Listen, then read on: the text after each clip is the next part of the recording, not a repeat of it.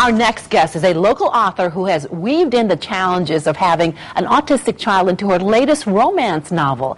To Be a Star is a fictional story of a Hollywood star who finds love in an unexpected moment in his life.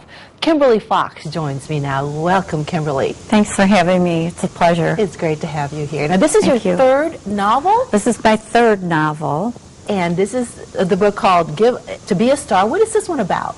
This particular book is about, well, it was inspired by my son, who has autism. It's also dedicated to him. I wanted to write a story about autism that was entertaining and raise public awareness about the disability, because in the general population, it's not vastly understood. So it brings, the story brings to life an actual child that interacts with this movie star who's very narcissistic. He goes on a cross-country trip and has an accident and meets a nurse who has a child with an autistic child. So that's the basic premise of the novel. And what does your son think about this? Does he know he's in this book? I've shown him the book, but since Andrew is autistic, he doesn't have the cognitive functions to realize that the book is about him. But not everybody is at his side of the spectrum of autism. You're correct. Different autism levels. is a spectrum. Exactly. And he's considered to be moderate. He can speak, he's verbal, but he cannot have a reciprocal conversation one-on-one like you and I are doing. Everything has to be prompted. The fictional Andrew in the book is 6 years old now. My son is older now. And he's more verbal, the fictional Andrew, and it was necessary to drive the story and the pace and the plot forward. Was it challenging to put this It was very easy because it was like writing my life story. I've experienced all of this. Tessa is the mother in the story. So does Tessa have any similarities with you? No, Tessa is a nurse. And I'm very squeamish. I could never be a nurse. And she does live in the Western New York area, and I'm originally from there also. And that's where most of the novel occurs, in Western New York. This is your third book, but you say this is the first one where you actually interject something personal of yourself. Yes, very much so. Was that somewhat of, you were getting out of your comfort zone there? You know, I really wasn't, because it just flowed. You know, when I write, I'm one of those writers, I don't outline a thing. I just sit down and I type, and it just flows. And the characters basically write the story. So I just wrote from my heart about the experience. So it was much easier. Yes, it just flowed. I wrote the novel in 6 months in bits and pieces because I have to spend time with my son. He needs a lot of attention because of his disability.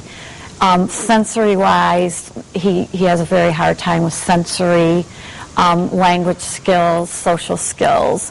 Those are all very difficult for him. Rote skills like math, computer, music, he thrives in. So he has what they call scattered skills. Absolutely. So he's doing very well. And yes, he's a handsome guy. He certainly is. We have a picture of him right here. He is a very handsome guy. How old is he now, your son? He's sweet. He has a sweet personality. He is now 19. 19.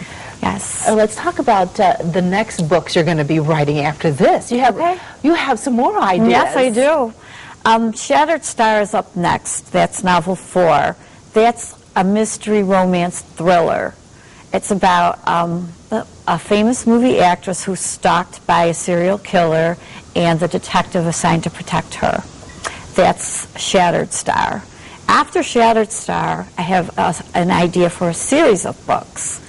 And that's a very neat concept that I have that I don't know if you want me to share that with you now. Wait, we shouldn't yet. We should keep people intrigued. Yeah, okay, yeah. That's a good idea. But keep them hanging on the edge. Exactly. Well, let's talk about also that you are donating a portion of your book sales to charity. The latest book. Autism Society of America. Oh, that's They're great. located in Bethesda, Maryland. I will be writing them a letter, and telling them that I have the book out and make an arrangement with them so that a portion of the proceeds of the sale can go towards autism research. Now, for people who may not be aware what autism is, I should have asked you this earlier, explain what it is. Autism is a developmental disorder. Basically, it's a brain dysfunction. The neurons in the brain, the synapses are not connecting properly. Your brain is like a transmitter, and those neurons are misfiring, miscuing. So it's basically a developmental disorder, but the problem is that a lot of doctors and pediatricians do not recognize the symptoms of autism, and so a lot of children are not being diagnosed early enough. That's right. My son was not. But more and more children are. It's because, and that is because doctors are more educated, more aware of what autism is. Autism has leaped 400% in the last 15 years. In fact, they say that the increased number of children being diagnosed is because the doctors are being more aware. Yes, and all doctors should be very aware, and parents too. If your child is not speaking by the age of 12, 11 months, get them evaluated. I took him to his well baby visit and told the doctor, he's just babbling, shouldn't he be talking?